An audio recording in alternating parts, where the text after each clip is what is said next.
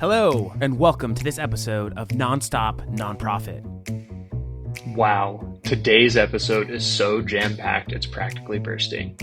Chive Charities has only been around about a decade, but they've got donor retention down like no other organization I've seen. At a time when retaining 50% of your donors is considered good, Chive Charities has a 98% donor retention rate. And today, you get to hear from longtime Chive Charities leader, supporter, and now board member, Erika Carley, as she breaks down their retention tactics. Coming into this conversation, I was prepared to hear Erika talk about Chive's super successful monthly giving program, and even how they're breaking the mold with donor retention. But what I didn't expect was Chive's excitement to try their hand at peer-to-peer fundraising. Why start an entirely new fundraising program when you're already crushing it? Well, we're going to see how Chive's retention magic comes from their essential culture of impact, from the concrete to the philosophical, creative to the predictable, and the consistent to the untested. Erika is here to let you in on what it takes to do it yourself. Now tune in, keep calm, and chive on.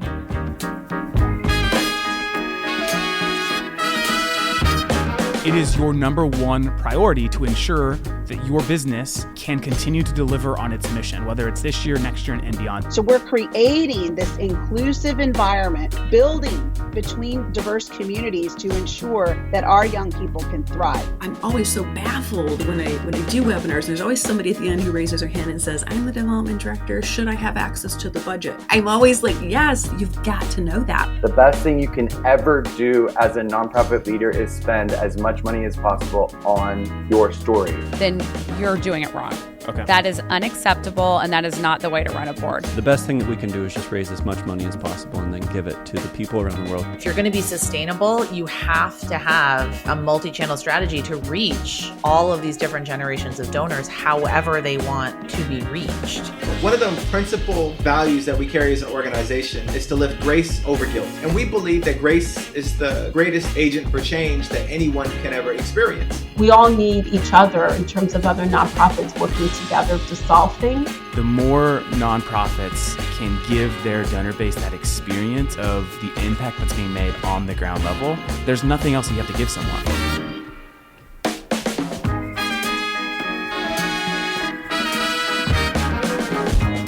This is Nonstop Nonprofit. Hello, everyone, and welcome to the next episode of Nonstop Nonprofit. I'm David Schwab, your host, head of marketing and growth at Fundraise. Today, I am really excited to be welcoming our guest, Erika Carley. Erika is joining us from Chive Charities. Erika, thank you for joining us today.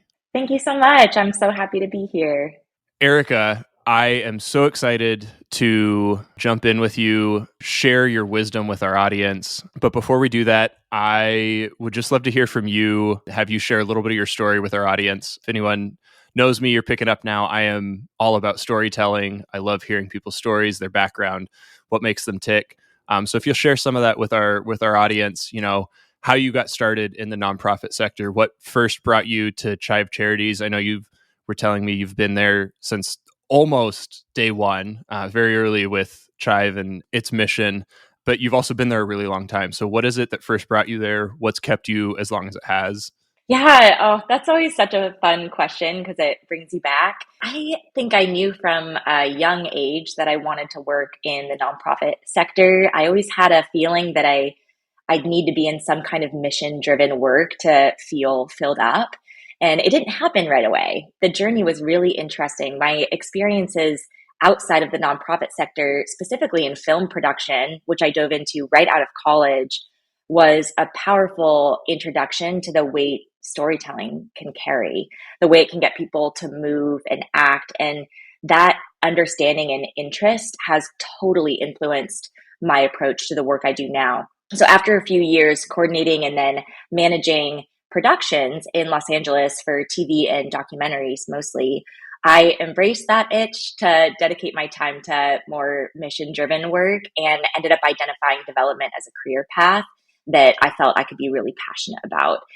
There was some pretty cool overlap in the skill set I had built, that sort of can-do attitude, the strategic coordination organization was huge, and relationship building. So after working for some great organizations in LA, where I was living at the time, I moved to Austin, Texas, and that's where Chive Charities came into the picture only a few months after I moved. So when I first heard about Chive Charities, they were in year 3 at the time, so super young, like I was telling you. And I loved the mission right away. I felt passionate about the communities they served. That includes veterans, military families, first responders, and rare medical. And I saw it as a big opportunity for my professional development. It was super exciting to join a small and young organization that had what I thought was a truly unique model and a ton of potential. I wanted to learn from their talented team members, and I also wanted to help them advance and grow. There was a lot of building to do, and I love the build. I still love the build. We're only 10 years in. There's still a lot of building to be had. So it's been an incredible 7 years, and my role has evolved from running strategic development and partnerships to operations and longer term vision casting. And I've stayed there for a couple of reasons. I'll say the impact. It's so awesome to see the impact demonstrated in real lives every single week, sometimes twice a week. You get to know these recipients, these grant recipients, and their stories, their challenges, their passions, and you see how life-changing our grants are. It's just really, really special. And then the growth, the opportunity that I've had to truly grow in my role and feel encouraged and empowered to do that, that's been a huge part of it for me, and something I try to give our team members, try and pass it down. That's awesome. I will say, hearing that you have a background in film and that kind of media, I was watching the video you have on your website right now, and it was kind of choking me up a little bit hearing those stories of people who their lives were so limited because of the medical issues that they had and the help that they couldn't get or couldn't afford, and how Chive came in and helped those families and those veterans and those first responders. I was getting choked up, a little misty-eyed while I was watching it. Now it all makes sense. It's just someone who really knows what they're doing, telling a great story. But obviously, the work itself is so important and so valuable. It's hard not to feel the emotional connection to what Chive Charities is doing. So I just kind of had that click in my head. I saw that video and I was like, oh, that must have been something Erika had a big hand in. Yeah, storytelling is so critical to our work. It's been a part of our model and our mission from the very beginning to raise awareness through storytelling for these, what we call, underserved, overlooked causes. And I'll say, we've had a very creative team since day one, and it was really neat to kind of come into it in year 3 and think that, man, I could bring some of my production skills to this too, because, that's an awesome way to share about what your nonprofit does, and something that a lot of nonprofits actually struggle with because of the cost. So that's been a fun part of it for me. Well, that's awesome. Erika, I think that's a nice segue into what I think is going to be probably our main topic for our conversation today. But I know I introduced it early as we started this episode, but I want to bring back to the fact that Chive Charities has an awesome success rate with donor retention. And if I know one thing to be true about our sector today, it's that we have a crisis on our hands when it comes to donor retention. The latest figures I was looking at is most organizations are happy if they're retaining 50% of their donors. That means 1 out of every 2 people who give a gift never come back to give a gift again. And at Chive Charities, you guys are retaining almost 98. So it's almost 100%. That's a small fraction of a percent of donors who come in are leaving. That is a huge success story. And that's something that I want to dig into with you today. I think it's going to be so valuable for our audience, so valuable for our listeners. So it's going to be valuable for me. I am so excited to pick your brain and learn what you guys are doing at Chive Charities to break the mold in traditional donor relationships today, because I know it has to be a very intentional choice. Just like you were talking about how your organization has always been very storytelling driven and creative, and that's been part of your ethos. But I think also to be able to retain donors at the rate you're retaining donors, you also have to have a strong commitment to that relationship. And I'm sure it didn't happen by accident. So I guess that was a long-winded way to get into my first question of, with your time at Chive Charities, when or what was that aha moment that you guys all rallied around this commitment to donor relationships and being what is really a bright light in a very dark space of donor retention? Yeah. Well, thank you for those kind words. Yeah, we're retaining at around 98%, sometimes above that month over month. So that's huge for us. And I will say we prioritize monthly giving from the start. So those really grim donor and giving statistics, I think they point directly to the value of launching a monthly giving program. Mm-hmm. We prioritized that from the start. So right away, we saw the value in cultivating relationships with donors and engaging them on a consistent basis. Again, storytelling is a big part of that because weekly we're sharing those stories.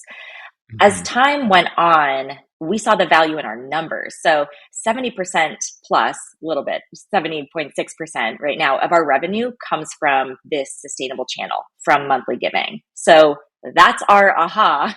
That's our answer. This kind of engagement allows us to plan strategically in the short, medium, and long term.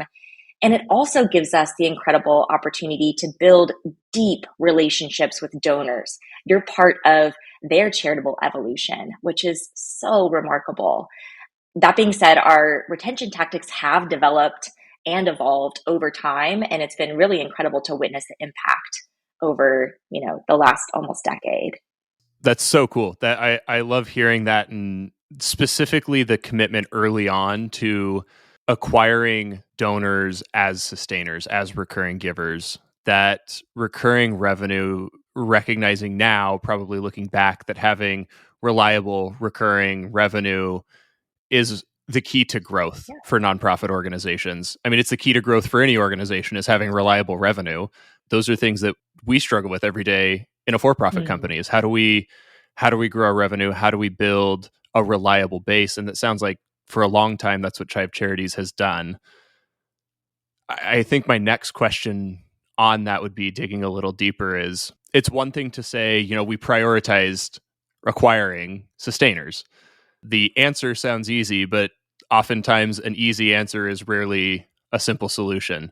What are some of the things that you guys did at Chive Charities to focus on recurring revenue and acquiring monthly or recurring givers? Yeah, so we invested pretty heavily in monthly donor acquisition campaigns, marketing campaigns, and we used really compelling stories to do that.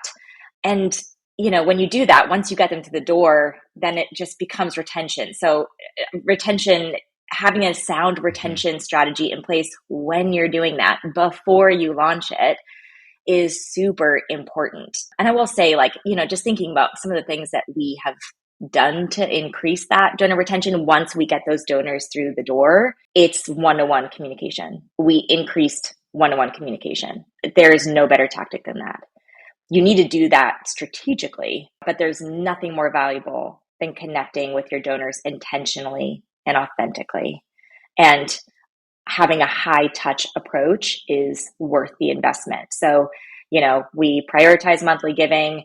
We had this sort of excited, passionate community ready to support us. We got them through the door, and then we continued to put our efforts into inspiring more and more people to join this movement with us to support these underserved, overlooked causes. And at the same time, we're thinking, how are we keeping these donors engaged? How are we stewarding them? How are we retaining them? And, we've learned a lot of lessons, and we've refined a ton along the way. That's so cool. It's honestly just hearing you talk about how you focus on storytelling and engaging donors and building that reliable base through a relationship. It's a breath of fresh air. So I'll probably say it often, and I'm sure a lot of our fans and listeners and our audience will say it, but kudos to you guys. It's incredible to hear. It speaks volumes to the success. I have another question that I'm coming to in here is, how has having that reliable relationship with donors allowed Chive Charities to grow in a way that other organizations that are only 10 or 11 years old haven't been able to grow? Have you been able to do things or scale or try things that you think other organizations may not have had the opportunity to because of your commitment to recurring, reliable revenue built on the back of strong donor relationships? Yeah, that's a great question. I mean, going back to the revenue, when a good portion of that revenue comes from recurring giving, you're just set up to plan, and you're also set up to be creative. So you can simultaneously make budget projections into the future, pretty far into the future. And then you have the opportunity to be more strategic with your planning. You could be more proactive than reactive, and you can get really creative, like I said. So that's a huge benefit, and it's so helpful to your year-over-year sustainability and growth. And I think when you retain your donors in this way, it gives you the ability to foster a true culture of impact. So by connecting our donors and their donations directly to the causes they're impacting on a consistent basis, we're demonstrating the value of their support and showing them, not just telling, that they have a stake in something bigger than themselves. So this opens up the door to new opportunities all the time for Chive Charities. I can't tell you how many of our donors will reach out with a new idea or a connection to a program we should check out, or, kind of sharing information about a company they work for, sharing about, potential applicants that we could support, nonprofits we might want to support. So our community members trust us, and that goes a really long way. When you have that trust, you have the flexibility as an organization to try new things, to introduce new initiatives and campaigns and programs, and your donors are there and ready to engage. So yeah, that's been huge for our growth. It's been huge for, our connection to our donors. They trust us, they see what we do with their dollars, and then they also feel like we're listening to them. We listen to them, we see them, and we have opened up those pathways for communication so that if they have something they want to share with us, they know exactly who they can go to. I think that maybe the most powerful piece of it is that your donors don't just feel like a donor. They feel like an investor, and they feel like they're really truly part of the mission that they're giving to. Yeah. They see the value that Chive Charities brings and the impact that you're able to make and the resources that you have, and they're able to feel like, I am part of this by making my gift month over month over month, but I also know who I can go talk to when I want to do something different, or I want to do something over and above, or I want to share an idea or dream with the organization that I care about. I think that is so cool. I think it ties back to what you're talking about, is that commitment to one-to-one communication and creating that relationship. Yeah. And we have a lot of great tactics, like powerful donor retention strategies for that. If you want me to go into that. Oh, I do. But that's been, key to our success. Yeah. I mean, I love that. I love talking about those powerful donor retention strategies. And, some of the most powerful, I'll share one: handwritten cards. I will die on a hill of handwritten cards. We identify key touch points for this kind of level up thanks, this level up communication, like when a donor downgrades their monthly giving level, when they upgrade their monthly giving level. And that goes to, your intention, you seeing what that donor is doing behind the scenes. So, okay, they downgraded, something must be going on in their life, but they stuck with us. They might have lost their job. And yet instead of canceling, they're just downgrading, they're making it more doable for the space that they're in. And we just think that's incredible. So we really try and honor that. We honor that action that they took in sticking with us. And we also send a card if they cancel, because look, we want to keep the door open, and we also want to thank them for the incredible amount of impact they've had as a donor, and remind them exactly what that was. How many causes have you impacted? How many dollars have you donated to date? And we want them to know that we know that we not only have that information, but but we're associating that with them as a donor, as who has made the decision to be so committed to something bigger than themselves. So that is such a unique story and a unique tactic. I've been in the space a long time, and I can honestly say, outside of major gifts, I don't know any organization that handwrites a card to a donor.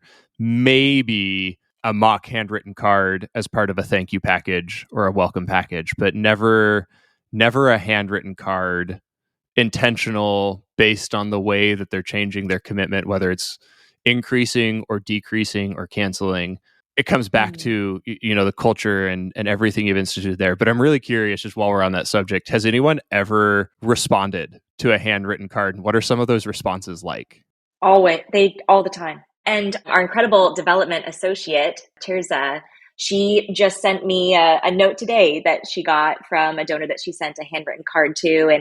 And really they're usually just really grateful and maybe a little bit stunned, like, oh my gosh, they took the time to write me this card. And that's what they say. They thank us right back. I don't do this for recognition. I don't do this for any kind of acknowledgement, but it felt so nice to get that. And I feel that way when I get a piece of snail mail from a friend. It makes you feel good. And right. And I think, going into just like that culture of donor appreciation, I think the most important thing that I've learned, and what keeps me so committed to this and our team, what keeps our team so committed to this, is that we're connecting on a human level. And this should be about connecting on a human level. It's about philanthropy, a love for humankind. And I think that love should be shown to the communities we serve and also to the people who make that possible. Together, we're doing such incredible work. We're doing so many incredible things. And it can be easy to think about donor appreciation and limit yourself to, thank you for your donation, and then asking them again, and then thanking them again, and then asking them again. And I think it's important to remind ourselves that our donors are humans. They're humans first, and they want to be seen and valued just like we all do. And it doesn't mean, that they give to be recognized, like that donor told us today, but we all want to be seen. And so we do our best to achieve that. And we build really special relationships because of it. That's so incredible. It must be, some of the conversations that come on the back of those must be so interesting or impactful and valuable. Oh, yeah. So if you wanted to talk more about strategies, I think every strategy, every tactic that you have to share about is going to be totally valuable. But I was so curious about some of the conversations that happen because of that unique touch point.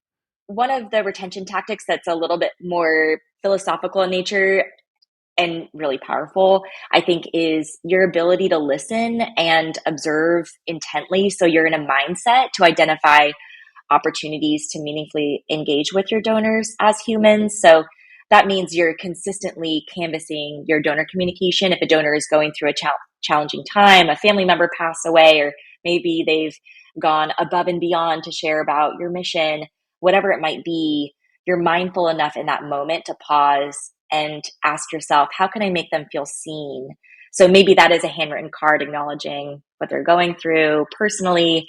Maybe you're thanking them, not just for increasing awareness, but for being the kind of person that would dedicate time and energy to that. Maybe you're sending flowers with a note from your team. So identifying the less obvious opportunities to engage with your donors. It's not just about thanking them for their donations. I think once you start cultivating this incredible relationship with your donors, you start to learn a lot more about them. And it's because they're opening up to you. So you'll be more privy to that information. And then you just have to remind yourself, your days get really busy. We're all kind of in the grind, but having a mindset where I'm going to take a pause. Oh, I just they just shared that with me. That's really moving. I think I'm just going to take a moment and, pull out a card and write it, right? Let's just write something, put it in the mail, do it immediately. Don't keep a running list. Do it in that moment when you're feeling that. So I think that's a really powerful tactic. So you all not only are recognizing donors responding to what they're telling you in a personal relationship, but you're actually physically handwriting your cards. Because I know a lot of organizations, when they do handwritten cards, have tools that they do to kind of automate the process, Yep. where it's still technically handwritten, but it's done through robots or machines, which I've looked at in a few different capacities. I think it's a really cool thing. But you guys, so you've got a stack of cards next to your desk and you go, right now, I'm ready to write that note by hand to the person I just talked to. Yeah, we've never used robots or anything like that. Wow, I am. And someone actually, I was on a demo the other day, and someone said, "Hey, you should look into this. You guys write so many handwritten cards." And I was like, I could understand that for a campaign if you're sending a note of thanks or after an end of year thing, but that doesn't really work with like the culture that we've built with our donors, because when we write a handwritten card, we use their name, we use personal information about them, we tell them exactly, like I said, how many causes they've impacted, the amount that they've donated to date. We're referencing personal details and interactions we've had with them. And I think that's what makes it so special. So in my mind, because of the way that we work and because of the relationships we have, I don't know that we would get any return on that investment. The return on the investment, on our investment of sitting down and writing those cards, we see it in big, big ways. So I wouldn't want to pay a service to do that for us. I totally get it. I just think it's so inspiring that you guys are so fiercely committed to your donor relationships that it's a fundamental part of your culture. Like, it is not only encouraged, it is expected that every time you talk to a donor, you are thinking, how can I have a personal follow-up with that person? It's not just something that is above and beyond. It is like, this is what we expect. This is what we commit to, being part of this team, being part of this movement, to recognize and build the relationship with our donors. Totally. And I will say, when you're so committed to these kinds of tactics, I think you can run the risk of going overboard and not pausing to assess the return on investment. So we've done that with sending more generic thank you cards after a campaign. We hand wrote them, and thanks to mostly Terza, who, wrote 800 cards after a donor acquisition campaign last summer. Wow. And, at the time we thought, okay, this is a good idea. And the card went along with this like really cool challenge coin that was the benefit of this campaign. And the campaign was incredible. The story was beautiful. It converted so many new monthly donors and upgrades and one-time donations. But anyhow, we did decide to write those cards. And if I were to look back, I probably would have said, I don't think that we actually need to do that. That's somewhere where, okay, you could get a service to write a thank you card, or you think of a different and creative way to say thanks along with that benefit, that promotional benefit that they're getting. So I think it is important when you're thinking about these touch points with your donors, you want to map that out. You don't want to send a donor 5 handwritten cards in the mail on an annual basis, because the cards might lose some of their value if they're more generic. So instead, I think it's important to focus on being extremely personal in the cards when you do send them, and identify that opportunity for level up thanks. And then, you can also have one-on-one communication, texting, emailing, but those cards are really special. So just making sure that you're identifying the best time to send that. I think that's important. That's awesome. So we've gotten tactical. We've talked about cards. We've talked about some of the times like the high value, the high return on cards, but also sometimes when it doesn't make sense to do it.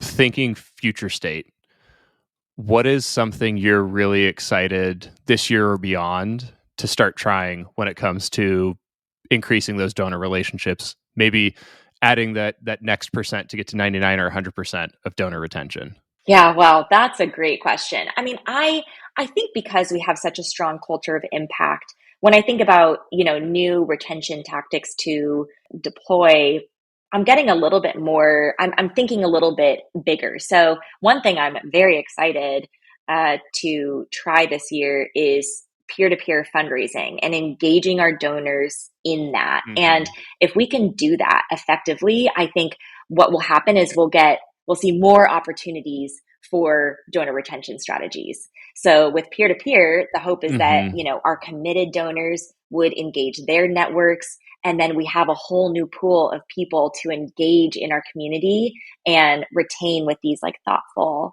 and meaningful strategies. So that's where my excitement really lies. We have done peer-to-peer fundraising in the past when CrowdRise was around, but since that went away, we haven't been able to do that. And our community, because they're so loyal, I mean, it's like the perfect thing for them, peer-to-peer fundraising. And they would love, I think our donors would love to engage their friends and family in our campaigns. So we're thinking very strategically about how we can incorporate a peer-to-peer fundraising element into our campaigns this year. Yes. And we'll be excited to, of course, always attach stewardship and retention strategies as a part of that. And those will be, very nuanced and specific to each one of those campaigns. So that's where my excitement is. That's perfect. And I'm glad you brought up peer-to-peer, because I will have to admit, I've been in the digital fundraising space for a long time. And for a long time, I was against peer-to-peer fundraising. And I have to raise my hand right now, eat my humble pie. I was wrong. Not only was I wrong, I was dead wrong. We just finished a study at Fundraise. We do this annually. We look back at our numbers. The average value of a peer-to-peer fundraiser, so someone who runs a fundraiser as a peer-to-peer, like the head of does their peer-to-peer fundraiser program, they're 10 times more valuable than a single gift from that same person. At least 10 times more valuable. And I mean, it makes sense. You're asking that person to tap into their network of people to support a cause they care about.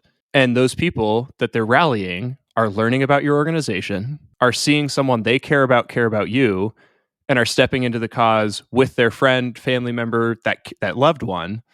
They're stepping into the cause and then learning more about the cause and why they should continue supporting it. So it makes sense.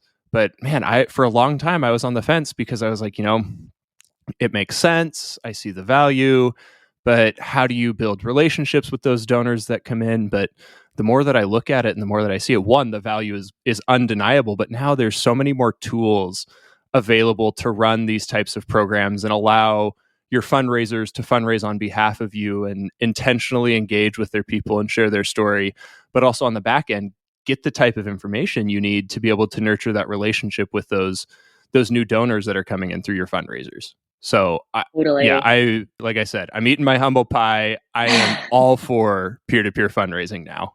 I think that's so great. And I think you can apply that same logic to major gifts. That's something really cool about sustainers is that your monthly giving program can become a really tremendous pipeline for major gifts. And then you can look at those major gift donors and say, hey, there may be an opportunity here for you to engage your network, and we can teach them about Chive Charities and draw them in and invite them into our story. So I think the same logic applies there, and it's all very, very powerful. Yes, it is.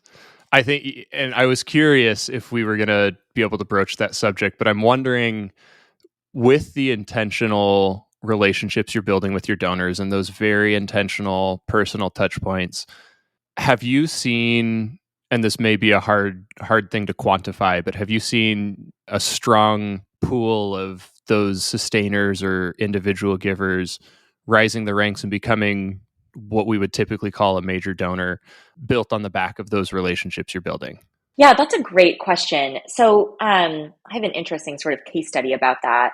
And I've talked about it before. For many, many years, from day one, we offered monthly giving levels from $10 a month up to $100 a month. And there was always enter your own amount field, but it was rarely used. And so I was sort of blinded by the fact that we had this very successful monthly giving program. And it wasn't until April of 2020 that, COVID hit. We were all sort of like, what is going to happen in the charitable space here? How many donors are we going to lose? What we know now is that there was a huge uptick in 2020 and 2021. And we said, let's launch a campaign to launch a higher level of monthly giving. So $200 and above. And so we launched this, we did a campaign around it, we attached new benefits, and we saw so much support so quickly, and it was $200 a month. We saw donors that went, oh, I'm going to give $500 a month. It opened up this doorway that they didn't know existed to give more. And we learned in that moment that, wow, the power of just the ask and educating donors that you can give more. There is that opportunity. You can leave so much on the table, so much money that could be so impactful for the communities you serve. So now our platinum level giving makes up 20% of our annual revenue.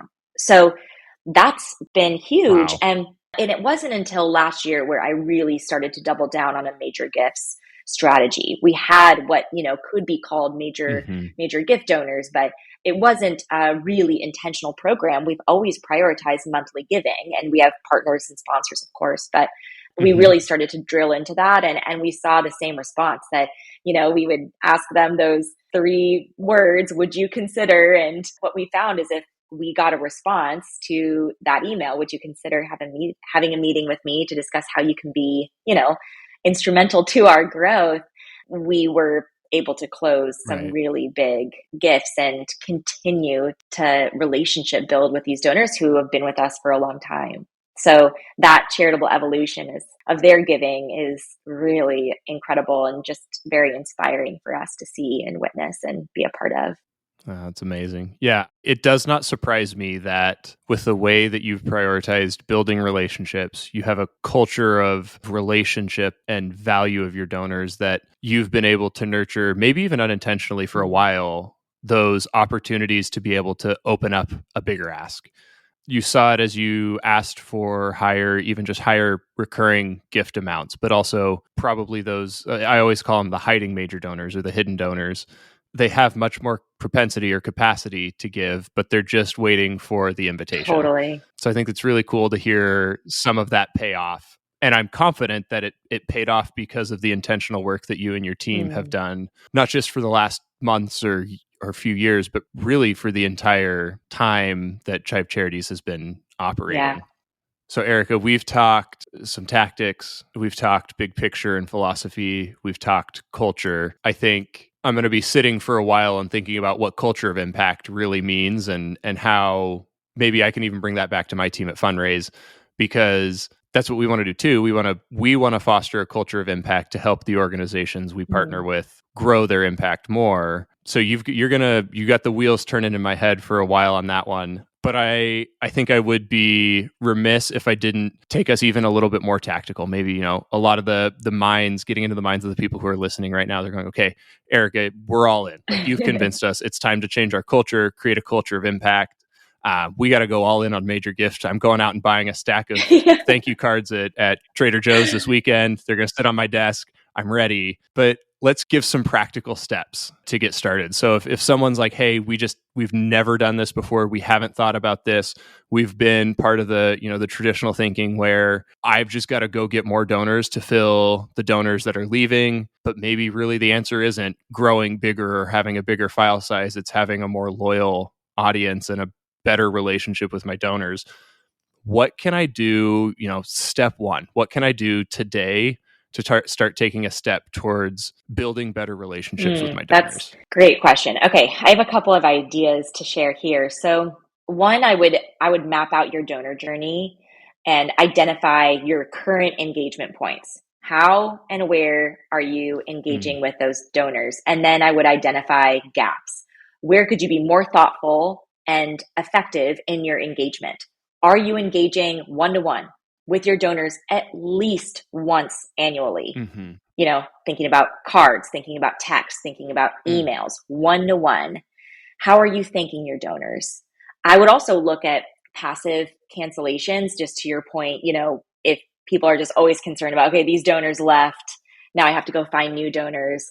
Well, look at passive cancellations. Have you invested in a value add with your payment processor that automatically updates credit card information? And do you have a communication plan or email text drip when credit cards fail? That's been huge for us. I mean, we get our list of inactive donors and we're engaging with them meaningfully. And we've thought really carefully about what that communication should look like. I also think, this is really top of mind because I just did this, which is a good thing to share because, we haven't done it all, but we still have so much to do and so many things that we can develop in. But I would do an audit of your triggered email communications.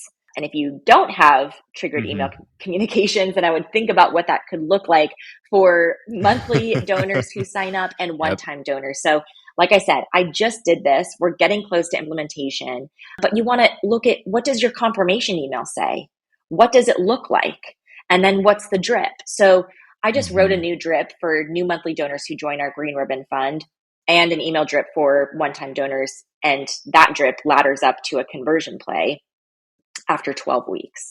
So this is low-hanging fruit. And then once it's implemented, it's done. And it will begin to impact every donor who supports your mission moving forward. So for example, for the first email to new monthly donors, it's welcoming them into this sacred space. What does it mean for them to be a part of this space where you have this like collective dedication to monthly giving and to your mission? So we describe what that means. And it's all about identity with monthly giving, recognizing that these committed donors feel that this is part of their identity. So build on that. And the second email is triggered 2 weeks later, and it details how they can get involved with our community. That includes like who they can email on our team, who they can text. You can join this channel on Discord. You can join a chapter in their volunteer efforts.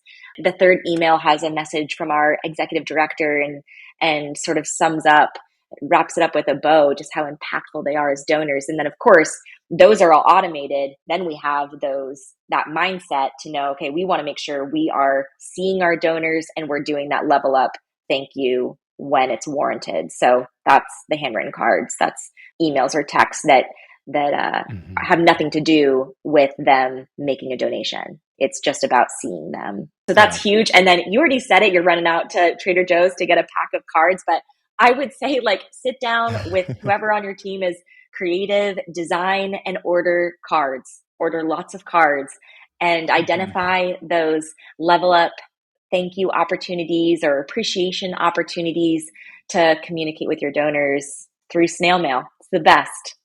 Those are some immediate things that I would do, but I think it's important with a really high touch approach that you also think about the automated approach too, right? Like I looked back at our confirmation email and I was like, ooh, man, we could really work on that.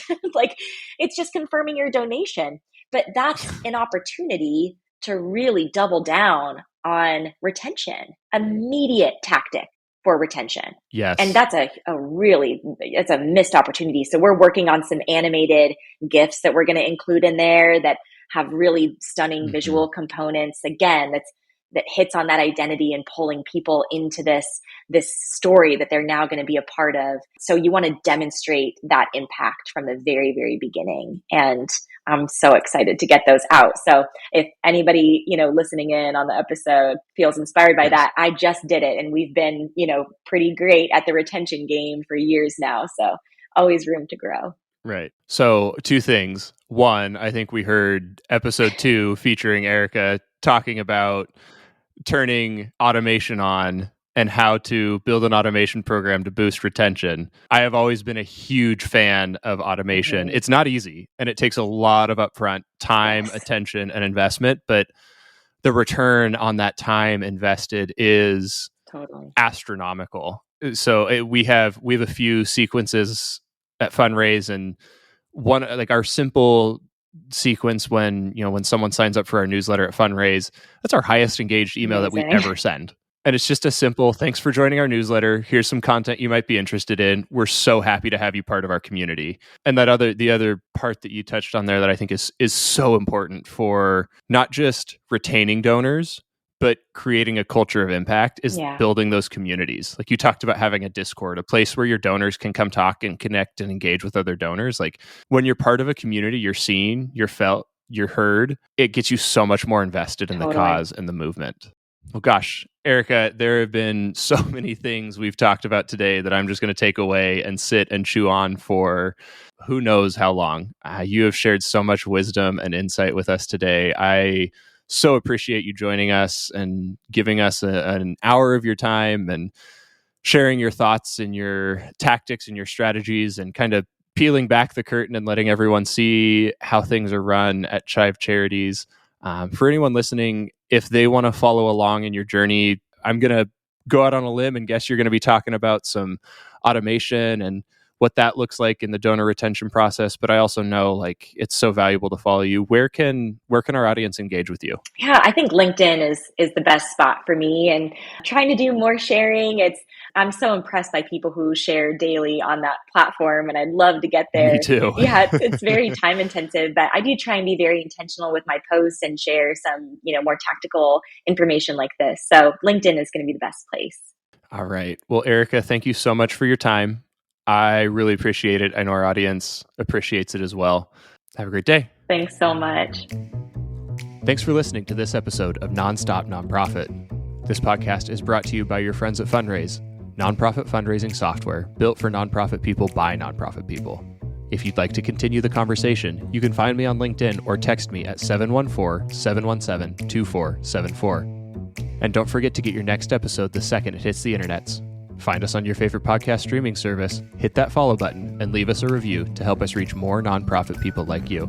See you next time.